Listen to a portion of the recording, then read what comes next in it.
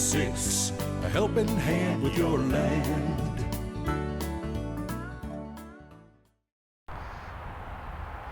Neil from Essex here outside with a snowblower, a plow, and a push box.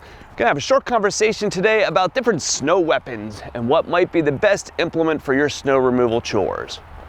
No one implement is always the best for every conceivable condition or application that you might have, and that's very, very obvious with snow attachments. Not any one of these is always the perfect piece. They each have their own pros and cons.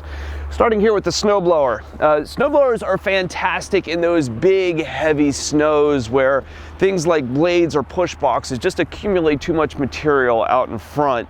Snowblowers are also good for repetitive snows as well. So if you have a blade, for instance, and you push the snow to the side and it hardens there, you can't continue to get that snow back over top of the pile again, and your sides slowly creep back in towards the middle of your driveway or the area that you're clearing.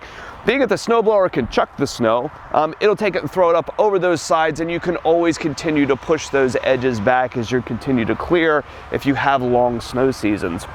One of the downsides of snowblowers is that they're slow. You can't cover nearly as much ground nearly as quickly as you could with a lot of the other attachments that we're going to look at here.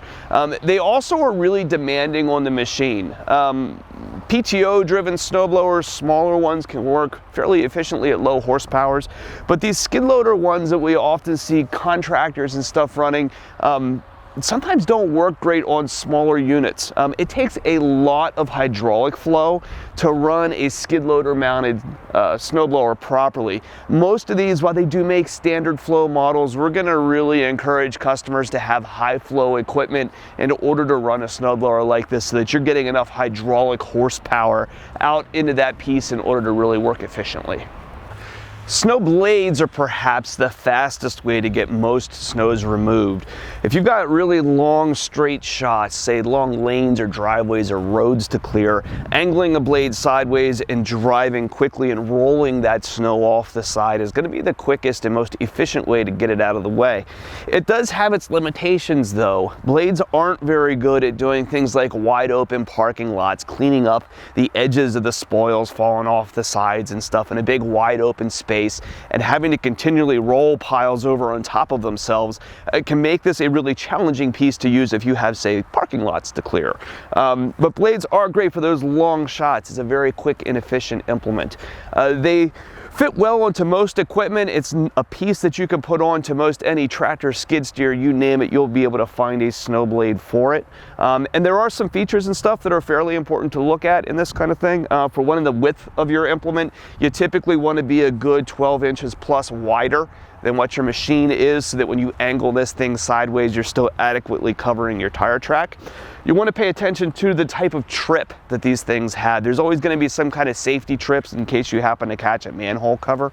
This one right here is a trip edge, which we do tend to prefer over the style where the entire moldboard in the front will try to trip over. So that's a nice setup. These are usually built really heavy.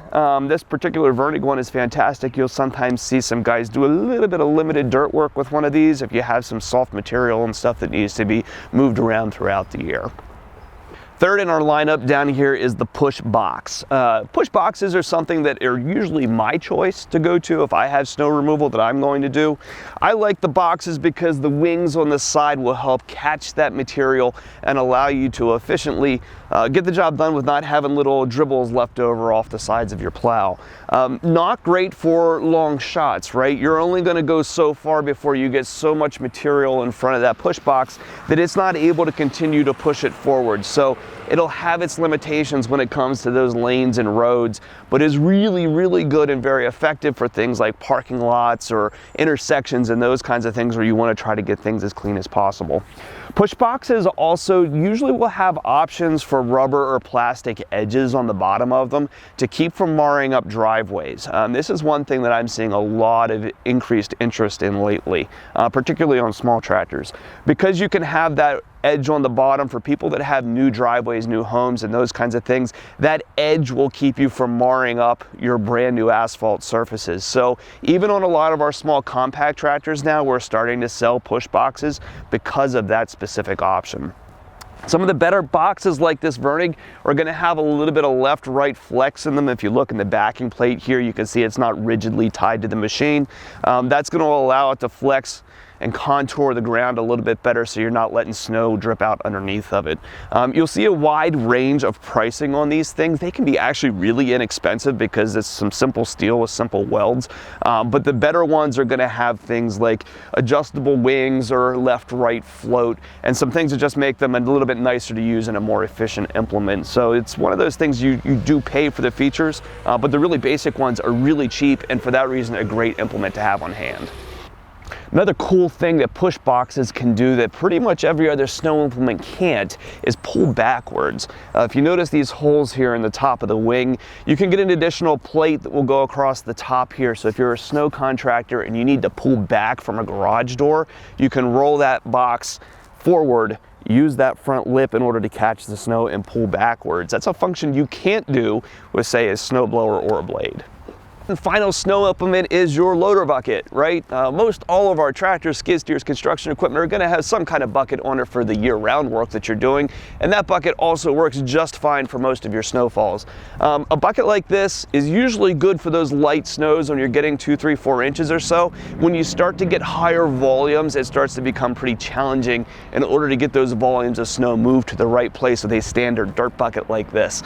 We do see a lot of guys opt for some big oversized buckets and have a huge light material bucket to use for snowfalls.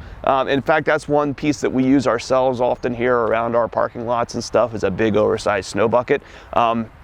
Good piece to have on hand to take care of these snowfalls. So if you're in a cold climate like we are and you get a surprise November snowfall like this, give us a call at Messick's. Let us know if we can help with your snow implements. We're available for all of your parts, sales, and service needs as well. Check us out at www.messicks.com or 800-222-3373.